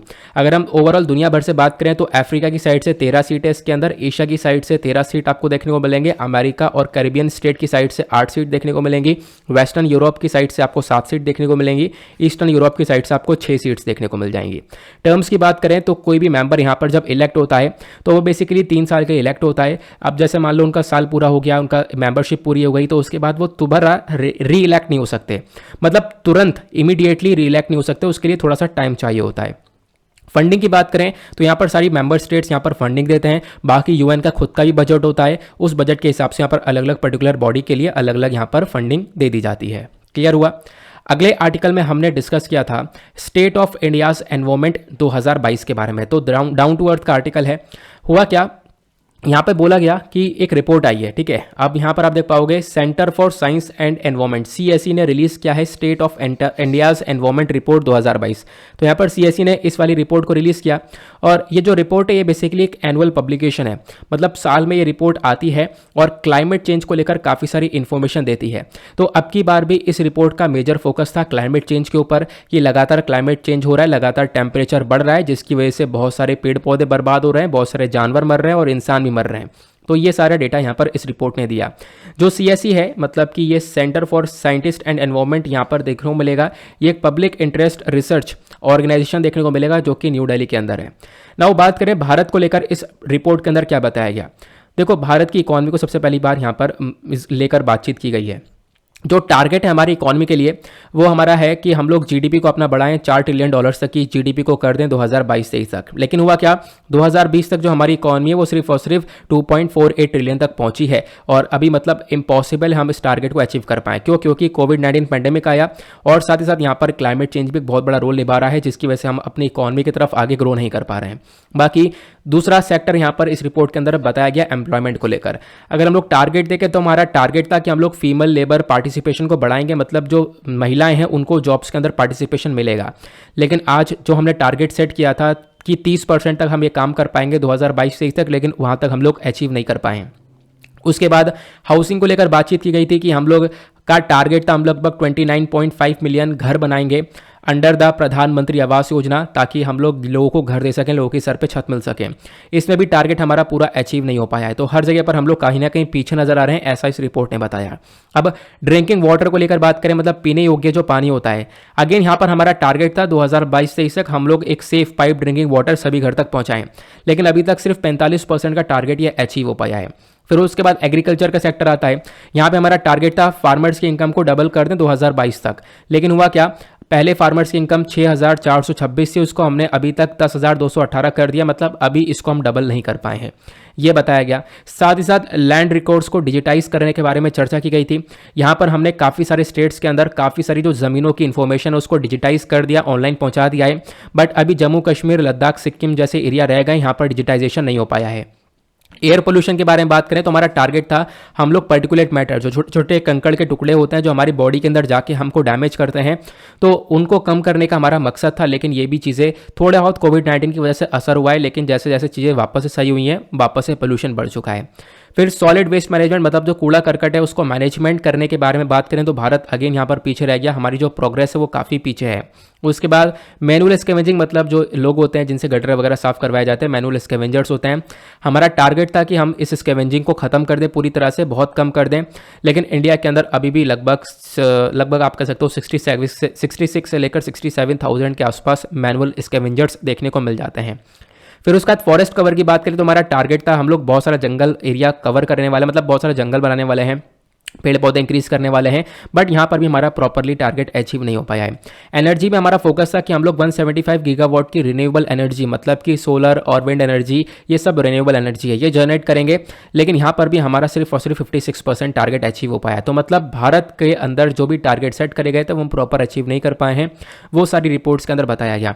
इंडिया का जो परफॉर्मेंस है सस्टेनेबल डेवलपमेंट गोल्स को लेकर, आपको पता होगा हमारे पास टोटल 17 सस्टेनेबल डेवलपमेंट गोल्स हैं। यहाँ पे हमारा टारगेट था कि गरीबी खत्म कर देंगे और भुखमरी खत्म कर देंगे, लोगों की अच्छी हेल्थ रहेगी, क्वालिटी एजुकेशन मिलेगी, जेंडर इक्वालिटी होगा। यहाँ सभी पे हम लोग कहीं ना कहीं काफ़ी पीछे चल रहे हैं, ऐसा इस रिपोर्ट ने बताया। बाकी यहाँ पर इंडिया के स्टेट परफॉर्मेंस क्या, मतलब राज्यों को लेकर क्या क्या परफॉर्मेंसेस है वो यहाँ पर दी गई। तो झारखंड और बिहार की अगर हम लोग बात करें तो ये काफ़ी पीछे रह गए हैं, ऐसा बताया गया। केरला टॉप पर देखने को मिलेगा, तमिलनाडु, हिमाचल प्रदेश, ये सब यहाँ पर अच्छे स्तर पर हैं, अच्छी तरीके से आगे बढ़ रहे हैं। बाकी गोवा, कर्नाटका, आंध्र प्रदेश, उत्तर प्रदेश, ये सब यहाँ पर थर्ड पोजीशन पर देखने को मिल जाते हैं। और यूनियन टेरिटरीज की जब हम बात करते हैं तो चंडीगढ़ यहाँ पर फर्स्ट रैंक पर आपको देखने को मिलेगा, जहाँ पर काफ़ी अच्छे से काम चल रहा है, डेवलपमेंट चल रहा है। उसके बाद दिल्ली, लक्षद्वीप, पुडुचेरी भी आपको देखने को मिल जाता है। क्लियर हुआ। अगले आर्टिकल में हमने डिस्कस किया था क्वाड लीडर्स की वर्चुअल समिट को लेकर। तो क्वाड लीडर्स के बीच में यहाँ पर अभी डिस्कशन हुआ कि यहाँ पर आप कह सकते हो अचानक से इन्होंने बैठक बैठाई, बातचीत करी। तो बातचीत करने में यहाँ पर एक यूक्रेन का इशू भी उठाया गया। क्वाड लीडर्स ये सारे आपको सामने अपने दिख रहे होंगे, ठीक है। तो क्वाड के अंदर 4 कंट्रीज हैं, इधर आपको पता चलेगा यूएस, इंडिया है, ऑस्ट्रेलिया, जापान आपको देखने को मिलेगा, ये 4 देश हैं। क्लियर हुआ। अब यहाँ पे अगर हम लोग बात करें तो भारत को यहाँ पर टेंशन है अपने 20,000 बच्चों की, क्योंकि 20,000 बच्चे आज के टाइम पर यूक्रेन के अंदर थे, उस समय की बात है, ठीक है। तो यूक्रेन के अंदर थे और वहाँ से हम लोगों ने बच्चों को निकाला है, क्योंकि यूक्रेन रशिया के बीच में कॉन्फ्लिक्ट चल रहा था। तो वहाँ से हमने ऑपरेशन गंगा के माध्यम से सारे बच्चों को निकाला। तो यहाँ पर क्या हुआ, इन सब चीज़ों को लेकर एक बैठक थी, तो भारत ने अपना ये मुद्दा दिखाया। अब मीटिंग के अंदर क्या क्या उठाया, तो मीटिंग के अंदर सबसे मेन मुद्दा यही था, रशिया यूक्रेन के क्राइसिस के बारे में चर्चा हुई थी, प्लस इंडो पैसिफिक रीजन को कैसे हम लोग एक शांतिपूर्वक रीजन बना सकते हैं। मतलब ये इंडियन ओशियन हुआ, ये पैसिफिक ओशियन हुआ, इस ओशन को हम लोग यहाँ पर कैसे सिक्योर बना सकते हैं, कैसे यहाँ पर पीस को मेंटेन कर सकते हैं, चाइना को एग्रेशन को कैसे कम कर सकते हैं, क्योंकि चाइना का एग्रेशन इस रीजन के अंदर बहुत ज़्यादा देखने को मिलता है। तो चाइना का दबदबा मिटाने के लिए यहाँ पर ये सारा डिस्कशन किया गया था। अब क्वाड के बारे में अगर हम लोग एग्जैक्टली बात करें तो क्वाड को हम लोग बोलते हैं क्वाड्रिलेटरल सिक्योरिटी डायलॉग। क्वाड के अंदर 4 देश हैं, मैंने आपको बता दिया कौन कौन से हैं। तो अगर हम लोग देखें तो इनका मेजर मकसद है कि इंडो पैसिफिक रीजन को फ्री और ओपन बनाना। अगर हम लोग देखें इनका बनाए, मतलब ये पूरा का पूरा क्वाड ग्रुप बना कैसे, तो 2007 में जो जापान के प्राइम मिनिस्टर थे पीएम शिंजो एबे, उनके थ्रू यहाँ पर ये प्रस्ताव रखा गया था। कहानी आगे बढ़ती रही, दिसंबर 2012 तक पहुंचे, शिंजो एबे साहब ने वापस से इस कॉन्सेप्ट को रखा। देन उसके बाद यहाँ पर कुछ स्टेप्स उठाए गए। नवंबर 2017 में ये सारी कंट्रीज आपस में इकट्ठी होती हैं और फिर उसके बाद यहाँ पर क्वाड प्रॉपरली वर्क करता है। रिसेंटली चारों कंट्रीज ने मिलकर एक अभ्यास भी किया है। इनके अभ्यास का जो मतलब चारों कंट्रीज के नेवी के बीच में एक अभ्यास होता है, जिसको हम लोग मालाबार एक्सरसाइज के नाम से जानते हैं, ठीक है। क्वाड का इंपॉर्टेंस क्या है भारत के लिए, बहुत ज़्यादा इंपॉर्टेंस है। चाइना को टैकल करने के लिए हम लोगों के लिए क्वाड बहुत ज़्यादा ज़रूरी है। हमारे सामने चैलेंजेस क्या क्या है क्वाड को लेकर, तो वो चैलेंजेस है चाइना सबसे बड़ा चैलेंज है। चाइना लगातार दूसरी कंट्रीज़ के अंदर काफ़ी सारा पैसा लगाता हुआ नजर आ रहा है, ये हमारे लिए सबसे बड़ा चैलेंज बन जाता है। क्लियर हुआ। अगले आर्टिकल में हमने डिस्कस किया 5G को लेकर। देखो अभी यहाँ पर द हिंदू का एक आर्टिकल था जहाँ पे हमारे प्राइम मिनिस्टर ने एक वेबिनार अटेंड किया, वहाँ पे बताया कि हम लोग 5G की तरफ आगे बढ़ रहे हैं और 5G को जल्द ही हम लोग लेकर आने वाले हैं। लेकिन यहाँ पर कब आएगी, इसको ऑक्शन डेट कब होगी, ये अभी डेट पता नहीं है, बट फिर भी जल्दी आने वाली है, ऐसी हमारे पास इन्फॉर्मेशन आती है। नाउ यहाँ पे मैंने आपको बताया था 5G टेक्नोलॉजी होती क्या है। तो यहाँ पर एक लेटेस्ट अपग्रेडेशन है हमारे LTE के अंदर। LTE की फुल फॉर्म क्या है, वो है लॉन्ग टर्म इवोल्यूशन। तो यहाँ पर क्या है, LTE के अंदर हम देख पाते हैं ये 4G से थोड़ा तेज देखने को मिलेगा। ऑब्वियस सी बात है 5G है तो थोड़ा तेज देखने को मिलेगा। और यहाँ पर जो इंटरनेट की स्पीड स्लो रहती है वो बिल्कुल भी नहीं देखने को मिलेगी, काफ़ी ज़्यादा स्पीड यहाँ पर देखने को मिल जाती है। अगर हम लोग देखें तो हमारा ये पूरा का पूरा इंटरनेट सेक्टर कैसे इवॉल्व हुआ है, तो 1G नेट यहाँ पर 1980s के अंदर हम लोगों ने देखा था, बनता हुआ नजर आया था, जहाँ पर 1G जो है 1980s में बना। फिर उसके बाद यहाँ पर क्या हुआ, धीरे धीरे आप कह सकते हो कि human to human early mobile phones का इस्तेमाल होने लगा था। फिर उसके बाद 2G आया हमारे पास 1990s के अंदर। यहाँ पर क्या हुआ, लो स्पीड डेटा वॉइस था, मतलब यहाँ पे अगर हम लोग देखें तो प्रॉपर इतना नेट नहीं था, नेट था फिर भी थोड़ा बहुत काम हो रहा था, वॉइस और कुछ टेक्स्ट वगैरह हम लोग यहाँ पर एक दूसरे से ट्रांसफ़र कर पा रहे थे। 3G आया 2000 में। 2000 में क्या हुआ, मोबाइल ब्रॉडबैंड चालू हो चुके थे, हाई स्पीड इंटरनेट मिल रहा था, इंटरनेट एक्सेस मिल रहा था। फिर 4G आता है 2010 के अंदर और आपको एक फास्टर इंटरनेट मिलता है, high speed internet, streaming, apps वगैरह सब कुछ मिलता है। फिर 5G पर आ गए हैं हम लोग आज के टाइम पर। 5G में इनफैक्ट हम लोग सब कुछ कनेक्ट कर सकते हैं आपस में। यहाँ पर 5G में एक सुपर फास्ट इंटरनेट मिलता है। 5G की जब हम बात करते हैं तो यहाँ पर आपको 3 बैंड्स मिलती हैं, एक लो बैंड है, एक मिड बैंड है, एक हाई बैंड है। लो बैंड के अंदर यहाँ पर आपको स्पीड की ऑब्वियस ही बात है, देखो आप जब लो बैंड का रिचार्ज करवाओगे तो आपको यहाँ पर थोड़ा सा कम इंटरनेट की स्पीड मिलेगी, मिड बैंड में थोड़ी ज़्यादा मिलेगी और हाई बैंड में आपको बहुत ज़्यादा स्पीड मिलने वाली है। अगर हम लोग ओवरऑल देखें तो हाई स्पीड कितनी मिल जाती है, तो देखो यहाँ पर ध्यान रखना, एक चीज़ ज़रूर ध्यान रखना, जो हमारा 4G वाला इंटरनेट है इसके अंदर हमें 1 Gbps की स्पीड मिलती है, आपको पता होगा। लेकिन जो 5G वाला इंटरनेट है यहाँ पर 20 Gbps की हाईएस्ट स्पीड हम लोग को मिलती है। कितनी? 20 Gbps की, गीगाबिट पर सेकंड की, इतनी स्पीड हम लोग को यहाँ पर प्रोवाइड करवा दी जाती है। क्लियर हुआ? आगे चलते हैं। अब इसके बेनिफिट्स क्या होंगे? डेफिनेटली बेनिफिट्स होंगे, इंटरनेट फास्ट मिलेगा, काफ़ी सारी चीज़ों की तरफ हम लोग आगे बढ़ते हुए नजर आएंगे। उसके बाद चैलेंजेस यहाँ पर क्या क्या देखने को मिलने वाला है? चैलेंजेस ये हैं कि हम लोग इसका जो प्राइस है वो यहाँ पर कैसे मेंटेन कर पाएंगे, हमारे लिए बहुत बड़ा चैलेंज होने वाला है, क्योंकि अदरवाइज प्राइसेस बहुत ज़्यादा महंगे होने वाले हैं 5G टेक्नोलॉजी के। ग्लोबल स्टेटस के बारे में बात करें तो दुनिया भर में US, चाइना, साउथ कोरिया ये सब ऑलरेडी 5G टेक्नोलॉजी के ऊपर काम कर चुके हैं। साउथ कोरिया तो 2011 से काम कर रहा है, तो अब यहाँ पर बारी है भारत की इसको इंट्रोड्यूस करने के लिए। क्लियर हुआ? अगले आर्टिकल में हमने बात की थी न्यू गिन बैरी स्पीशीज को लेकर। द हिंदू का आर्टिकल था, ये जो न्यू गिन बैरी स्पीशी है इसको डिस्कवर किया गया है साउदर्न वेस्टर्न घाट्स के अंदर। तो एक साइंटिस्ट की टीम है जिन्होंने यहाँ पर इसको फाउंड किया। एक बैरी है, आप लोगों को देख पाओगे, एक नई प्रकार की बैरी मिली है। कहाँ से मिली है? कन्याकुमारी वाइल्ड लाइफ सेंचुरी से, जो कि तमिलनाडु में आपको देखने को मिल जाएगा। इस बैरी का जो फ्रूट है वो आपको व्हाइट कलर का देखने को मिलेगा, तो इस बैरी का फ्रूट जरूर ध्यान रख सकते हो। इस स्पीशी यानी प्रजाति का नाम क्या है, क्योंकि ये पूछ लिया जाता है एनवायरमेंट के पर्सपेक्टिव से, तो इस स्पीसी का नाम है ग्लाइकोस्मिस एल्बीकैर्पा। ठीक है, और ये कहाँ पे देखने को मिलता है? जब आप भारत का मैप ड्रॉ करोगे तो जो वेस्टर्न घाट्स हैं यहाँ पर आपको ये देखने को मिल जाता है। क्लियर हुआ? तो इस प्रकार से आपको बैरी देखने को मिलेगा। इसके यूजेज के बारे में बात करें तो मेडिसिनल पर्पस के लिए आप यूज़ कर सकते हो, दवाइयों की तरह यहाँ पर बैरी काम करती है। आगे चलते हैं। उसके बाद मैंने आपके लिए कुछ क्वेश्चंस लगा रखे हैं, इन क्वेश्चंस को आप लोग अटेम्प्ट कर सकते हो, इनके बाद में आंसर्स भी दे रखे हैं, इसको भी आप लोग अटेम्प्ट कर सकते हो। आगे चलते हैं। नेक्स्ट आर्टिकल हमने डिस्कस किया था कि वाकई में जो इकोनॉमिक सैंक्शंस हैं ये यहाँ पर कंट्री को बर्बाद कर देते हैं, क्योंकि रशिया के ऊपर अभी काफ़ी सारे इकोनॉमिक सैंक्शंस लगा दिए गए हैं। देखो, इकोनॉमिक सैंक्शन का सिंपल सा मतलब है एक पेनल्टी या फिर एक बैन लगा देना किसी भी कंट्री के ऊपर, उनका जो व्यापार है वो कट डाउन कर देना, व्यापार के साथ साथ ट्रैवल के ऊपर बैन लगा देना, उनका कोई भी एसेट है दूसरे कंट्री में वो जब्त कर लेना। तो इस प्रकार से सैंक्शन लग जाना एक कंट्री के ऊपर कि उस कंट्री के अंदर व्यापार वगैरह कुछ होगा ही नहीं, उस कंट्री की जो यहाँ पर करेंसी वगैरह है वो बहुत ज़्यादा डाउन हो जाएगी। अब यहाँ पर कोई भी सैंक्शन किसी इकोनॉमी को कैसे इंपैक्ट करता है? बहुत ज़्यादा इंपैक्ट करता है, उस कंट्री की हालत खराब कर देता है जिसके ऊपर ये सैंक्शन लगते हैं, क्योंकि रशिया के ऊपर काफ़ी सारे अभी सैंक्शन लगे हैं। देखो, ज़्यादातर यूएस यहाँ पर सैंक्शन लगाता हुआ नजर आता है, क्योंकि यूएस एक पावरफुल कंट्री, प्लस उसके बाद जो डॉलर है, डॉलर की वैल्यू भी आज के टाइम पर बहुत ज़्यादा देखने को मिलती है, तो दैट इज़ वाई यहाँ पर ये चीज़ें मैटर करती हैं। यूएस तो डायरेक्टली ये बोलता है, जैसे मान लो रशिया के ऊपर सैंक्शन लगा दिया यूएस ने, अगर कोई कंट्री अब वापस से रशिया के साथ ट्रेड करेगी तो यूएस ये बोलेगा अगर तू रशिया के साथ ट्रेड करेगा तो हम तेरे साथ ट्रेड नहीं करेंगे।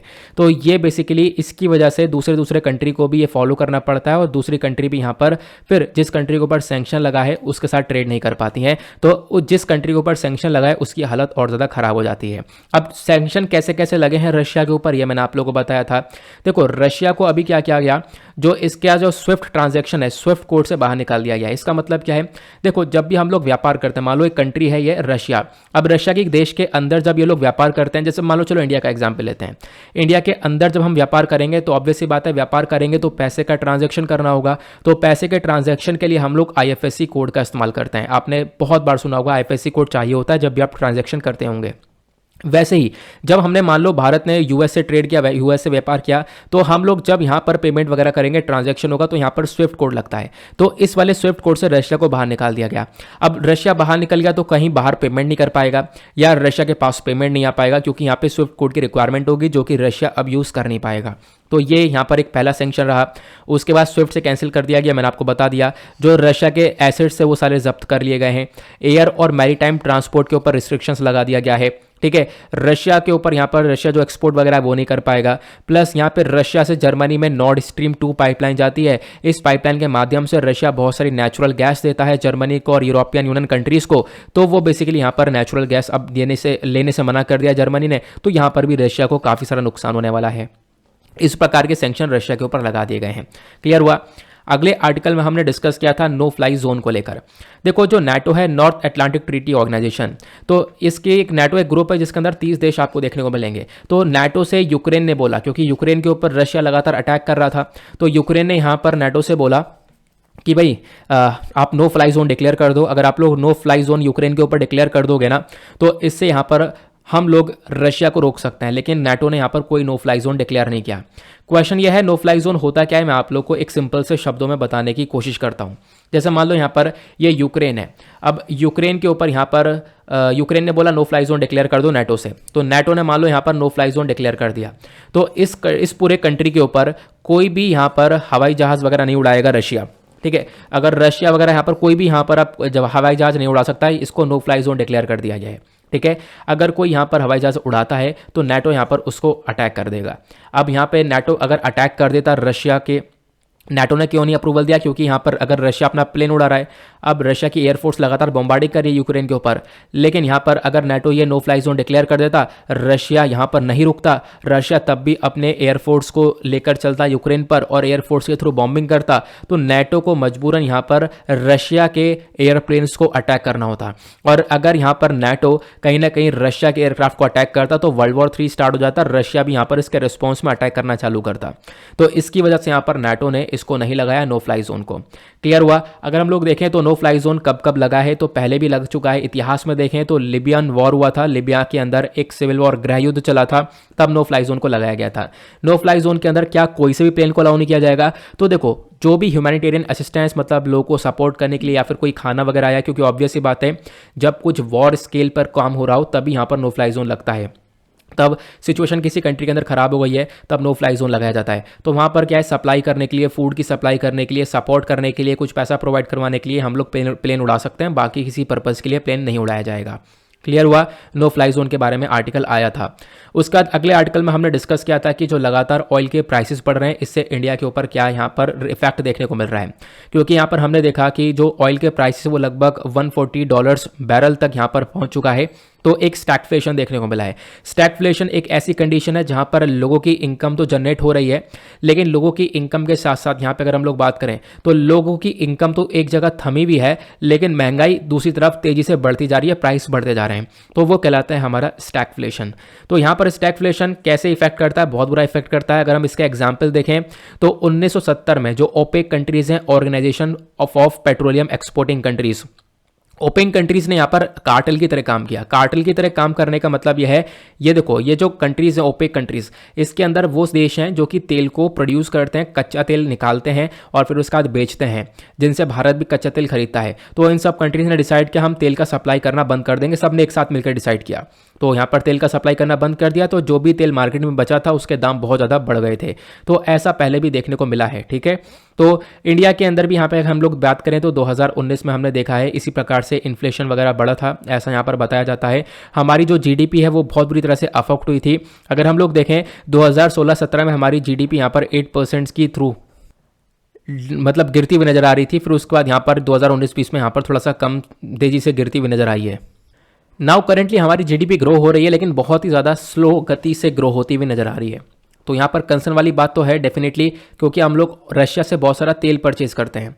अब क्या होगा, रशिया यूक्रेन के बीच में विवाद चल रहा है, जिसकी वजह से हम लोग यहाँ पर तेल परचेज नहीं कर पा रहे हैं। इंटरनेशनल लेवल पर तेल के प्राइस और ज़्यादा बढ़ चुके हैं, तो भारत यहाँ पर उस कच्चे तेल को महंगे दाम पे खरीदेगा, प्लस उसके ऊपर फिर टैक्स भी लगेगा, तो वो तेल बहुत ज़्यादा महंगा बिकेगा भारत के अंदर, जिससे महंगाई बढ़ती हुई नजर आएगी। भारत का जो करंट अकाउंट डेफिसिट है वो यहाँ पर बढ़ जाएगा, हमारा पैसा बहुत ज़्यादा बाहर जाएगा। ठीक है, उसके साथ साथ क्या होगा, अगर यहाँ पर सिचुएशन कुछ ज़्यादा बदतर हो जाती है, 150-155 पर प्रति लीटर तेल पहुँचता है, तो इसकी वजह से इंडिया को यहाँ पर टैक्स काटना पड़ सकता है। अगर इंडिया की सरकार टैक्स कट डाउन कर दी तो भारत की सरकार के पास रेवेन्यू नहीं आएगा, रेवेन्यू नहीं आएगा तो वो डेवलपमेंट के ऊपर नहीं लग पाएगा। ये सारे कॉज ऑफ कंसर्न्स हैं। ठीक है, तो इंडियन इकोनॉमी के ऊपर कैसा इंपैक्ट पड़ सकता है ये मैंने आप लोग को ऑलरेडी बता दिया। उसके बाद अगले आर्टिकल में हमने डिस्कस किया था what is general consent for CBI. देखो होता क्या है, अभी न्यूज़ ये थी कि जो मेघालय है, मेघालय ने यहाँ पर विड्रॉ कर लिया है कंसेंट टू द सीबीआई से। देखो मतलब क्या होता है, जो सेंट्रल ब्यूरो ऑफ इन्वेस्टिगेशन है सीबीआई है, अगर इसको किसी राज्य के अंदर इन्वेस्टिगेशन करनी है, वहाँ पर छानामानी करनी है, तो उसके लिए यहाँ पर क्या होगा, उस राज्य से एक कंसेंट, एक अप्रूवल, एक हाँ लेनी होती है। लेकिन यहाँ पर मेघालय ने इससे विड्रॉ कर लिया। मेघालय ने बोला नहीं, सीबीआई को हम हाँ देंगे नहीं और सीबीआई यहाँ पर हमारे राज्य के अंदर इन्वेस्टिगेशन नहीं कर सकता। तो क्या ऐसा वाकई में होता है? स्टेट की यहाँ पर अप्रूवल लिया जाता है तो ऐसा होता है। यहाँ पर आप देख पाओगे नेशनल इन्वेस्टिगेशन एजेंसी एक अलग बॉडी है जिसमें ऐसा कुछ नहीं है। बट सीबीआई की जब हम बात करते हैं तो सीबीआई को अगर कहीं पर कार्रवाई करनी है, किसी स्टेट के अंदर इन्वेस्टिगेशन करना है, तो सीबीआई के पास जो भी पावर्स आती हैं वो Delhi special police establishment act के माध्यम से आती हैं, जो कि यहाँ पर ये बोलता है कि अगर सीबीआई को किसी राज्य के अंदर जाकर उसको इन्वेस्टिगेशन करनी है तो यहाँ पर स्टेट गवर्नमेंट की एक कंसेंट चाहिए होती है। स्टेट गवर्नमेंट की कंसेंट केस स्पेसिफिक और जनरल स्पेसिफिक हो सकती है, क्योंकि यहाँ पर सीबीआई को ऑब्वियस सी बात इन्वेस्टिगेशन करनी है तो यहाँ पर वो स्टेट से एक हाँ मांगेगा, एक अप्रूवल मांगेगा। अगर यहाँ पर अप्रूवल हाँ हो गया तो जाकर वो इन्वेस्टिगेशन कर सकता है। अगर स्टेट ने मना कर दिया तो सीबीआई जाकर इन्वेस्टिगेशन नहीं कर सकता। तो यहाँ पर मैं अगर लोग बात करूँ तो जनरल कंसेंट बेसिकली नॉर्मली दे दिया जाता है, सीबीआई को मदद दी जाती है। अगर मान लो सीबीआई को कंसेंट मिल गया तो सीबीआई बहुत आराम से स्मूथली अपने इन्वेस्टिगेशन को कर सकता है। अगर कंसेंट नहीं मिला है तो सीबीआई इन्वेस्टिगेशन नहीं कर पाएगा। क्लियर हुआ? अब क्वेश्चन ये है कि ये कंसेंट विड्रॉ क्यों किया गया। देखो ऐसा पहली बार नहीं हुआ है, बहुत सारे राज्यों ने ये कंसेंट विड्रॉ कर लिया। उन्होंने बोला कि हम लोग यहाँ पर सीबीआई को अलाउ ही नहीं करेंगे अपने यहाँ पर इन्वेस्टिगेशन करने के लिए। यहाँ पर ऐसा बहुत सारे राज्यों ने किया हुआ है, जिसका मतलब यहाँ पर बोला गया जो सीबीआई है वो मतलब अच्छा ये विड्रॉ करने से होगा क्या, जिससे क्या होता है मतलब सीबीआई को यहाँ पर इजाज़त नहीं दी गई, आप इन्वेस्टिगेशन नहीं कर सकते। तो इसमें क्या होगा, सीबीआई इन्वेस्टिगेशन नहीं कर सकता। ध्यान रखना, फ्रेश केस के ऊपर इन्वेस्टिगेशन नहीं कर सकता। अगर कोई पुराना केस है तो पुराना केस के ऊपर इन्वेस्टिगेशन कर सकता है। मान लो सीबीआई ने 2020 एग्जाम्पल लेते हैं, 2020 में यहाँ पर सीबीआई ने एक कंसेंट लिया था, वहाँ पर राज्य सरकार ने बोला ठीक है आप इन्वेस्टिगेशन कर लो, तो इन्वेस्टिगेशन कर रहा था। बाकी अब मान लो 2021 के अंदर इसको वापस से एक नया केस मिला है, अब यहाँ पर क्या है उसको कंसेंट लेना होगा। अब जो वो कंसेंट लेने गया स्टेट गवर्नमेंट ने उसको मना कर दिया कि नहीं आप इन्वेस्टिगेशन नहीं कर सकते। तो इस वाले फ्रेश वाले केस में जो नया केस है उस पर इन्वेस्टिगेशन नहीं कर सकता, लेकिन जो पुराना वाला केस हम लोगों को देखने को मिलता है, पुराने वाले केस पे कंसेंट ऑलरेडी मिल चुका था, तो पुराना वाला केस वापस से सीबीआई देख सकता है। ठीक है, क्लियर हो गया। उसके बाद यहाँ पे अगर हम लोग बात करें सीबीआई के बारे में, कुछ स्टैटिक इन्फॉर्मेशन है जो कि आपको पता होना चाहिए, डायरेक्टली आपको प्रीलिम्स में हेल्प करेगा। तो यहाँ पर क्या है, जो सेंट्रल ब्यूरो ऑफ इन्वेस्टिगेशन है ये बना कैसे है, तो ये बना है दिल्ली पुलिस एस्टेब्लिशमेंट एक्ट के माध्यम से। यहाँ पे हमारी जो सेंट्रल गवर्नमेंट पुलिस फोर्स है यहाँ पर एक बेसिकली ये देखने को मिलेगा, इसको सीबीआई पूरी बॉडी को सेटअप किया गया था 1941 के अंदर हमारी भारत सरकार के थ्रू। सीबीआई का मेन काम क्या है, इन्वेस्टिगेट करना, कार्रवाई करना, अगर कोई करप्शन हो रहा है या फिर कोई घूसखोरी हो रही है तो उस चीज़ को देखता है। इसका हेडक्वार्टर पहले लाहौर में देखने को मिलता था, अब यहाँ पर आपको दिल्ली के अंदर देखने को मिल जाएगा। सीबीआई जो है एक मेन इन्वेस्टिगेशन एजेंसी है हमारे भारत सरकार की, एक स्टैट्यूटरी बॉडी नहीं है, मतलब आप कह सकते हो स्टैट्यूटरी बॉडी नहीं है। अब स्टैट्यूटरी बॉडी नहीं है तो इसके पास पावर कहाँ से आती है, तो पावर आती है Delhi special police establishment act 1946 के माध्यम से। तो मतलब बहुत पुरानी बॉडी आपको ये देखने को मिलती है। प्लस सीबीआई काम करती है सीवीसी सेंट्रल विजिलेंस कमीशन के सुपरविजन के अंडर में। तो सेंट्रल विजिलेंस कमीशन भी यहाँ पर पूरी तरह से इस पूरी सीबीआई बॉडी को सुपरवाइज करता है, ये आपको ध्यान रखना है। बाकी जो सीबीआई के मेंबर्स होते हैं वो हमारे इंटरपोल पुलिस के अंदर भी काम करते हैं। मतलब कि ये देखो इंटरपोल पुलिस के अंदर क्या होता है, वन वर्ल्ड वन पुलिस, मतलब पूरे दुनिया भर के जो पुलिस है वो यहाँ पर कनेक्ट होती हैं। ठीक है, मतलब कोई यहाँ से फ्रॉड करके भागा है इस देश से दूसरे देश में, तो उस दूसरे देश में उसको पकड़ा जा सकता है, लेकिन उनके पुलिस का एक कनेक्शन होना चाहिए। तो पूरे देश दुनिया भर की पुलिस का कनेक्शन यहाँ पर होता है वो इंटरपोल पुलिस के माध्यम से। तो यहाँ पर भारत की तरफ से सीबीआई रिप्रेजेंट करता है इसको। ठीक है, तो आपको ध्यान रखना है इसके बारे में। बाकी सीबीआई कौन कौन से केसेस को देखता है, कौन कौन से केसेस की कार्रवाई करता है, तो यहाँ पर जो भी पैसों से संबंधित केसेस आ गए हैं ऐसे केसेस को भी देखता है। प्लस यहाँ पर कोई क्राइम है, ठीक है, या फिर यहाँ पर कोई ऐसा इन्वेस्टिगेशन है, ठीक है, तो मतलब बहुत सारे केसेस यहाँ पर देखता है। करप्शन को लेकर यहाँ पर सारी चीज़ें ज़्यादातर देख ली जाती हैं सीबीआई के थ्रू। फिर उसके बाद अगला आर्टिकल चर्चा में देता है शिरुई लिली फेस्टिवल 2022। यहाँ पर आप लोग देख पाओगे ये आर्टिकल चर्चा में इसलिए था क्योंकि मणिपुर ने यहाँ पर अभी इस 4 दिन के फेस्टिवल को सेलिब्रेट किया है, शिरुई लिली फेस्टिवल को। इसका मकसद क्या है मैं आपको बताता हूँ। देखो यहाँ पर जो लिली है, जो आपको ये लिली प्लांट देखने को मिलता है, इसके इंपॉर्टेंस को यहाँ पर दर्शाता है। ये बेसिकली एक तरीके से जो ये लिली है ये इंग्लिश बॉटनिस्ट हुआ करते थे फ्रैंक किंगडम वार्ड, ठीक है, जिन्होंने यहाँ पर डिस्कवर किया था इस bluish pink bell shape lily को। और यहाँ पे बोला जाता है ये जो लिली है ये अपने आप में बहुत इंपॉर्टेंट है क्योंकि ये बहुत कम जगह पर पाई जाती है, एग्जैक्टली शिरुई हिल्स पर ही पाई जाती है। उसके बाद इसको कहीं दूसरे दुनिया में, मतलब दुनिया भर में कहीं पर भी दूसरी जगह पर इसको जो है ट्रांसप्लांट नहीं किया जा सकता। इसी वजह से यहाँ पर ये शिरुई बहुत ज़्यादा इंपॉर्टेंट बन जाती है। इसी के उस पर यहाँ पर एक हम लोग क्या करते हैं फेस्टिवल को रखते हैं। कहाँ पर रखते हैं? मणिपुर के अंदर, तो ध्यान रखना। ठीक है, तो छोटी सी इन्फॉर्मेशन है, आगे चलते हैं। अगले आर्टिकल में हमने डिस्कस किया था इनलैंड वाटरवेज के बारे में, तो पीआईबी का आर्टिकल था। हुआ क्या था यहाँ पर आप देख पाओगे, द हिंदू ने भी इस आर्टिकल को पब्लिश किया था। यहाँ पर आप लोग को ध्यान रखना है कि जो ब्रह्मपुत्र नदी है, ठीक है, ब्रह्मपुत्र नदी है और साथ ही साथ यहाँ पर गंगा नदी है, इन दोनों के कनेक्शन के बारे में चर्चा की गई है। तो आपको ध्यान रखना है, ये देखो जो हमारा नेशनल वाटरवे 2 है इसको कनेक्ट कर दिया गया है नेशनल वाटरवे 1 के साथ में, ये इन्फॉर्मेशन निकल कर आई थी। जो आप लोग यहाँ पर नदी देखोगे तो नेशनल वाटरवे जो 2 है वो आपको ब्रह्मपुत्र नदी पर देखने को मिलेगा और नेशनल वाटरवे 1 आपको गंगा नदी पर देखने को मिलेगा। गंगा नदी आप देख पाओगे इस प्रकार से निकल कर आ रही है, फिर उसके बाद यहाँ पर आती है बांग्लादेश में, ये डिवाइड हो जाती है हुगली और पद्मा में, और हुगली के थ्रू यहाँ पर आ जाती है बे ऑफ बंगाल, बंगाल की खाड़ियों में ये नदी गिर जाती है। ब्रह्मपुत्र की बात करें तो चाइना से एंटर करती है यहाँ पर, पहले चाइना के अंदर जो तिब्बत वाला रीजन है जिसको चाइना ऑलरेडी कब्जा चुका है, तिब्बत के अंदर यहाँ पर ये ब्रह्मपुत्र नदी बहती है। इसको यारलुंग ज़ेंगपो या फिर सेंगपो के नाम से जानते हैं। ये नदी इस प्रकार से आती है, फिर अरुणाचल प्रदेश के अंदर एंटर करती है, देन उसके बाद यहाँ पर ये अंदर आते आते इस प्रकार से आप कह सकते हो बे ऑफ बंगाल के अंदर गिर जाती है। ठीक है, तो ब्रह्मपुत्र नदी और गंगा नदी आपको ध्यान रखना है। तो अब क्या है नेशनल वाटरवे, वाटरवे क्या है? पानी का एक रास्ता है जहां से जहाज निकलेगा सामान लेकर। ठीक है, तो ये 2 रास्ते थे दूर दूर में, उनको कनेक्ट कर दिया गया है, बस खाली इतनी सी न्यूज़ है। वाटरवे 1 और वाटरवे 2 को कनेक्ट कर दिया गया। जो वाटरवे 1 है वो गंगा नदी पर है, वाटरवे 2 आपको ब्रह्मपुत्र नदी पर देखने को मिलेगा। तो आपने नदियाँ देख ली हैं, अब इस वाले पिक्चर से आपको सब क्लियर हो जाएगा। जब हम गंगा नदी की बात करते हैं आपको नेशनल वाटरवे 1 ये देखने को मिलेगा, ये 1 है, 2 वाला ये है, तो दोनों को कनेक्ट कर दिया गया यहाँ से। ठीक है, इंडो बांग्लादेश प्रोटोकॉल रूट से, तो क्या हुआ, ये कनेक्टिविटी हो गई है। बस इतनी सी इन्फॉर्मेशन आती है हमारे पास। अब क्या हमारे पास वाटरवे कितने हैं? तो यहाँ पे आज के टाइम पर आपको 13 ऑपरेशनल वाटरवे देखने को मिलेंगे जो कि आज के टाइम पर वर्क कर रहे हैं। ठीक है, ये आप लोगों को ध्यान रखना है। उसके बाद अगर हम लोग देखें तो सबसे पहली बात ध्यान रखना नेशनल वाटरवे 1 वाला कौन सा है, तो 1 वाला आपको पता है हमारे पास पहला वाटरवे है यही वाला जो गंगा नदी पर है, गंगा भागीरथी हुगली के थ्रू यहाँ पर ये वाटरवे देखने को मिलेगा। दूसरा है हमारे पास ब्रह्मपुत्र रिवर वाला जो कि आप लोगों को यहाँ पर देखने को मिल जाएगा। बाकी और भी बहुत सारे वाटरवे हैं लेकिन 2 चर्चा में, तो ध्यान रख सकते हो। बाकी अगर हम बात करें भारत के अंदर टोटल कितने वाटरवे, तो टोटल आपको 14,500 किलोमीटर का वाटरवे देखने को मिल जाता है। और 1 और 2 के बारे में आपको ऑलरेडी बता दिया है। इन सारे वाटरवेज को अच्छे से लागू करने के लिए एक बॉडी काम करती है जिसका नाम है inland waterway authority of India. इनकी वेबसाइट मिल जाएगी, सरकारी वेबसाइट, यहाँ पर इनसे आप इन्फॉर्मेशन ले सकते हो। Now inland waterway authority of India के बारे में 2-3 बातें जान लेना क्योंकि प्रीलिम्स के पॉइंट ऑफ व्यू से इंपॉर्टेंट है।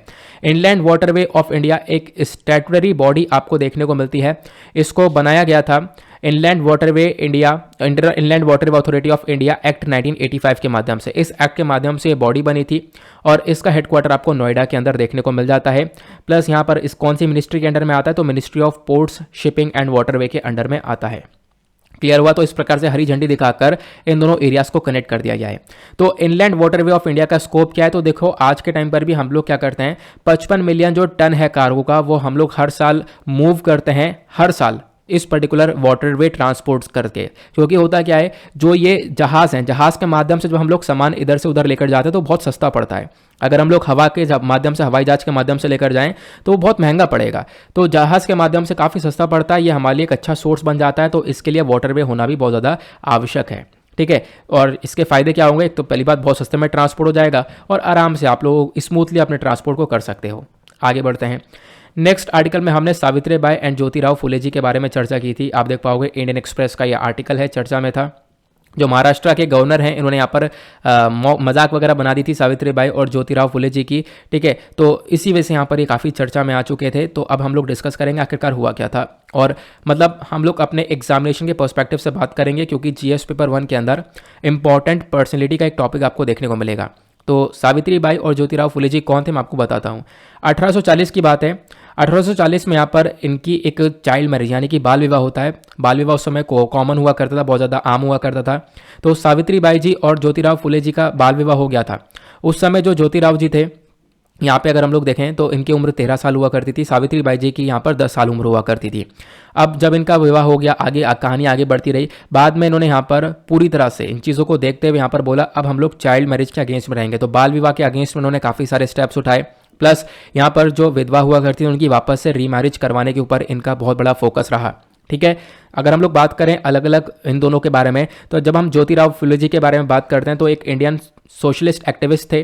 ठीक है, और साथ ही साथ रिफॉर्मर थे, राइटर भी थे। इनको ज्योतिबा फुले के नाम से भी जाना जाता है। एजुकेशन के बारे में बात करें तो स्कॉटिश मिशनरी स्कूल पुणे से यहाँ पर इन्होंने अपनी एजुकेशन को पूरा किया।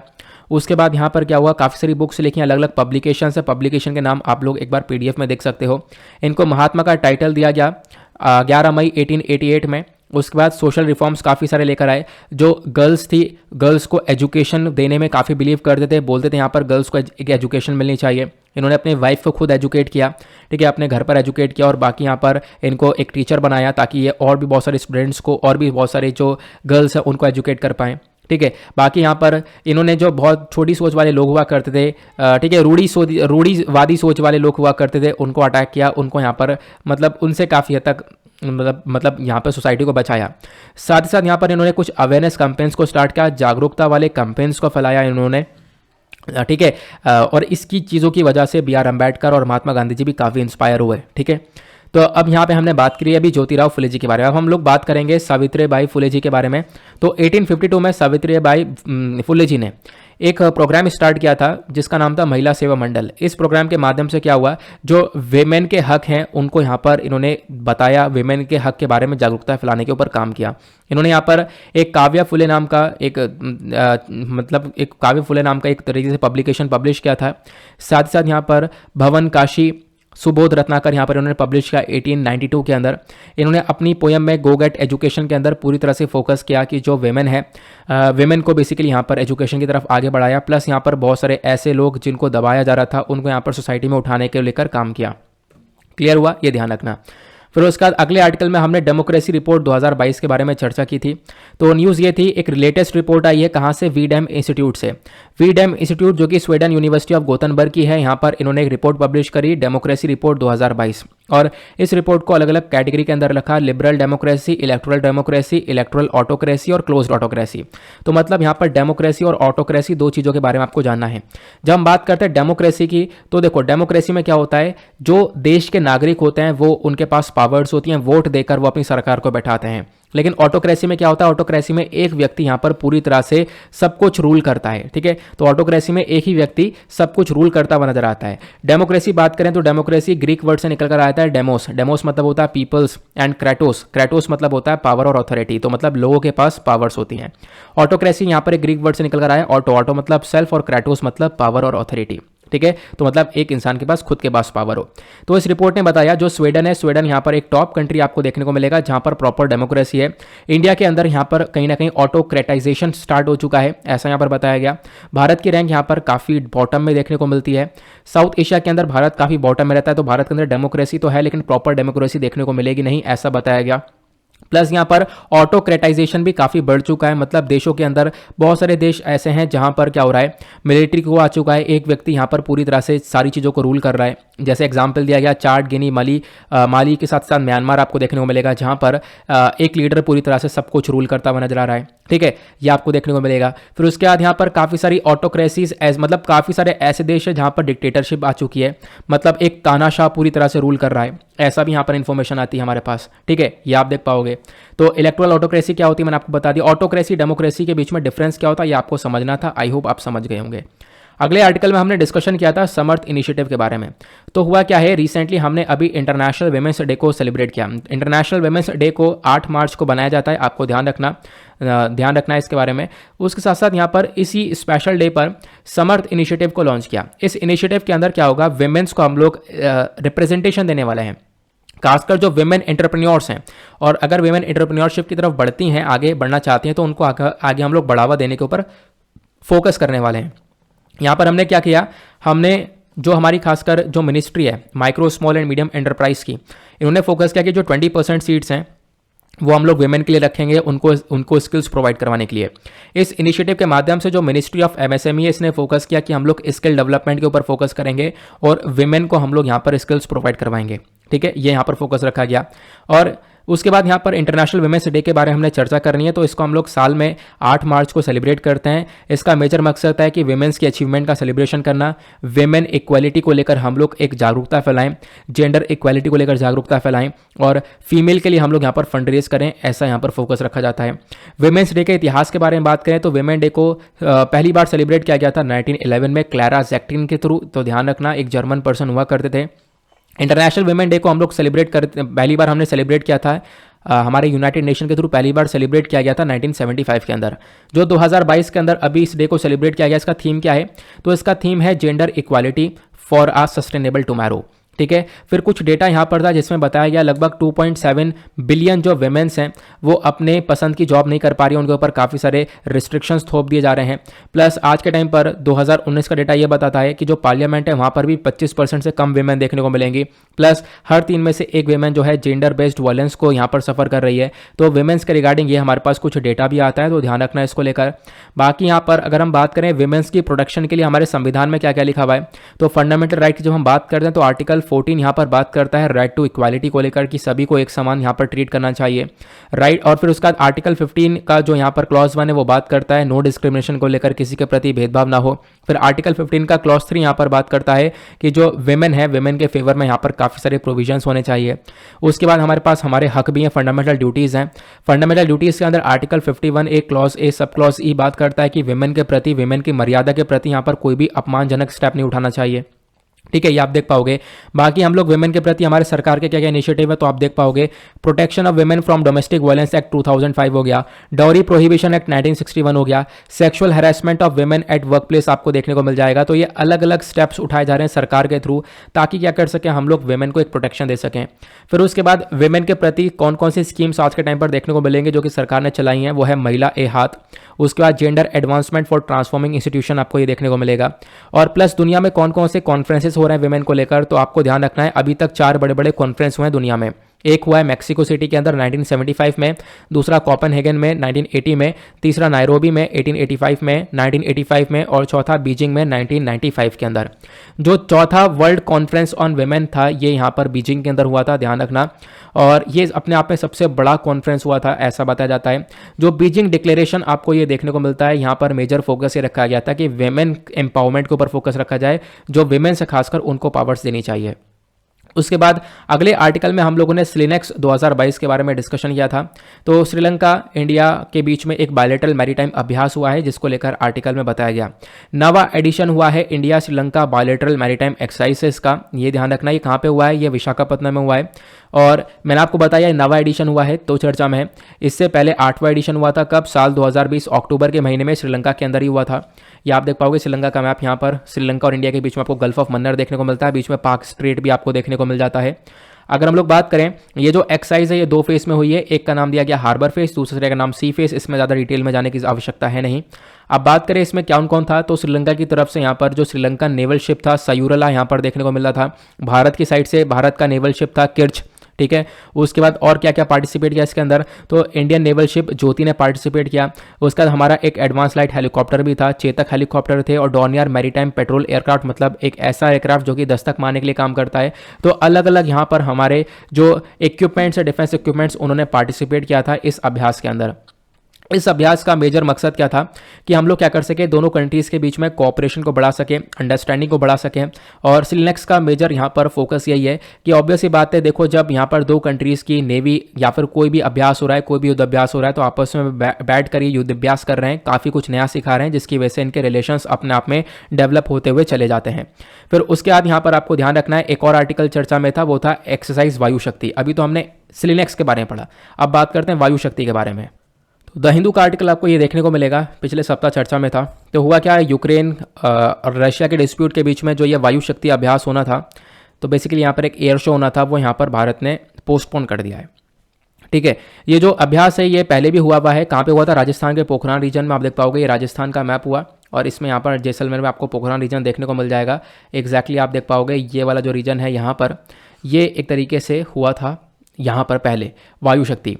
वायु शक्ति क्या है? तो एक ट्रेनियल एक्सरसाइज देखने को मिलती है, 3 साल में एक बार होती है, जहाँ पर हमारी जो इंडियन एयरफोर्स है वो अपना शोकेस दिखाती है, ठीक है। मतलब एक शो होता है बेसिकली दिन और रात में।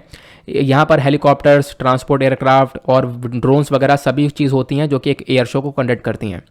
नाउ ये जो अभ्यास है इसके अंदर कौन कौन से एयरक्राफ्ट्स यहाँ पर जाने वाले थे, तो अगर हम बात करें रशिया, कुछ हमारे पास रशियन एयरक्राफ्ट आपको देखने को मिलेंगे, जिसमें Su-30 MKI है और MiG-29 UPG फाइटर्स हैं। उसके बाद फ्रेंच रफाल देखने को मिलेगा, मिराज 2000 देखने को मिलेगा। उसके बाद अमेरिका के यहाँ पर काफ़ी सारे एयरक्राफ्ट हैं, C-130 हो गया, C-17 हो गया, Apache 640E Apache attack helicopters हो गए, उसके बाद चिनूक हेलीकॉप्टर्स हो गए।